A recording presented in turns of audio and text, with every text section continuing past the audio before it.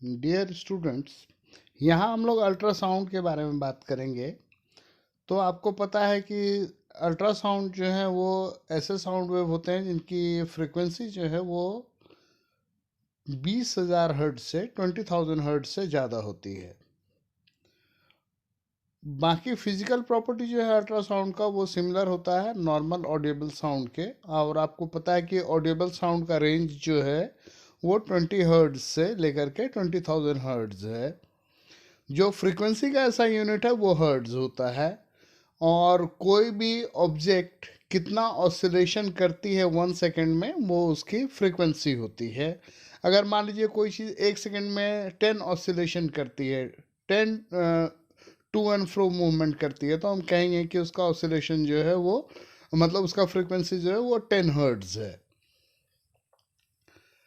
अब हम अल्ट्रासाउंड का यूज़ पढ़ेंगे। तो सबसे पहला अल्ट्रासाउंड का यूज़ जो होता है वो होता है क्लीनिंग में।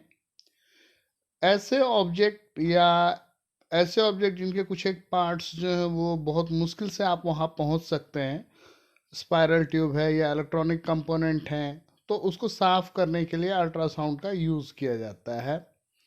फिर मिल्क जो है उसको होमोजेनाइज करने के लिए कि उसका जो मक्खन है वो ऊपर आ जाता है, तो वो मतलब इक्वल रूप से डिस्ट्रीब्यूट हो जाए, इसके लिए भी यूज़ करते हैं अल्ट्रासाउंड को।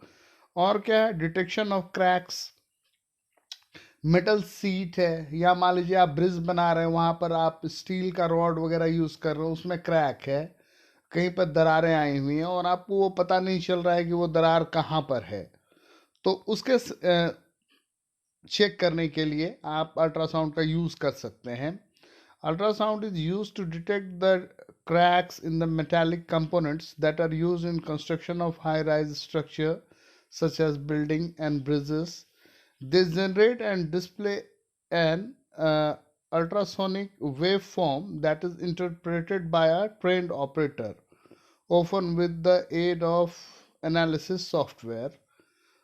तो जो इसके लिए स्पेसिफिक लोग हैं और उनके पास स्पेसिफिक सॉफ्टवेयर है, वो क्या करते हैं, अल्ट्रासाउंड डालेंगे और उसको डिटेक्ट करेंगे। अगर वो बिल्कुल प्लेन आ रहा है, एक जैसा आ रहा है, तो ठीक है, लेकिन अगर कहीं भी कोई क्रैक होगा तो उसमें क्या होगा कि डिस्टर्बेंस सी आ जाएगी और लग जाएगा कि नहीं, यहाँ पर जो सरफेस है उसमें कुछ फ्लॉ है, कोई दिक्कत है। फिर और क्या यूज़ है इकोकार्डियोग्राफी में और अल्ट्रासोनोग्राफी में। इकोकार्डियोग्राफी में अल्ट्रासोनिक वेव्स का यूज़ किया जाता है। उसमें क्या है, आपके हार्ट का इमेज लिया जाता है। आपको पता होना चाहिए कि हमारे बॉडी में जो है वो बिजली जो है वो दो जगह पे इतनी प्रोमिनेंट होती है कि उसको हम डिटेक्ट कर सकते हैं, हमारे ब्रेन में और हमारे हार्ट में। तो ब्रेन में जो है उसको चेक करने के लिए हम लोग यूज़ करते हैं एमआरआई, और एक और टेस्ट होता है एमआरवी, मैग्नेटिक रेजोनेंस इमेजिंग और मैग्नेटिक रेजोनेंस वेनोग्राम।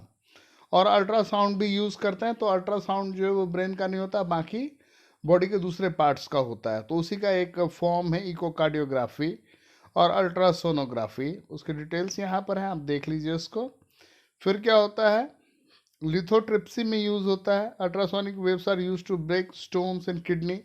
हम लोग सुनते हैं कि किडनी में पथरी हो गया, तो अगर वो जो साइज है बेसिकली उस पथरी का, वो जो स्टोन बना है किडनी में या गॉल ब्लैडर में या कहीं ऐसे पे जगह पे, तो अगर साइज एक पर्टिकुलर रेंज से नीचे है, 2 mm या इसके आसपास है, तो उसको क्या करते हैं, अल्ट्रासाउंड डाल करके हम उसको तोड़ देते हैं और फिर वो यूरिन के रास्ते बाहर आ जाता है, तो ऑपरेशन नहीं करना पड़ता है। बहुत छोटे स्टोन को आप ये कर सकते हैं, इसे निकाल सकते हैं।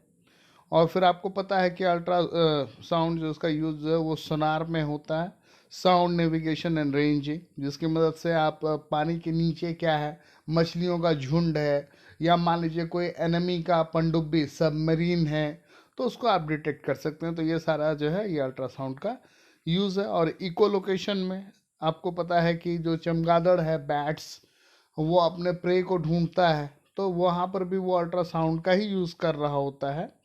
और इस तरीके से अल्ट्रासाउंड के ये सारे यूजेस हैं। Thank you.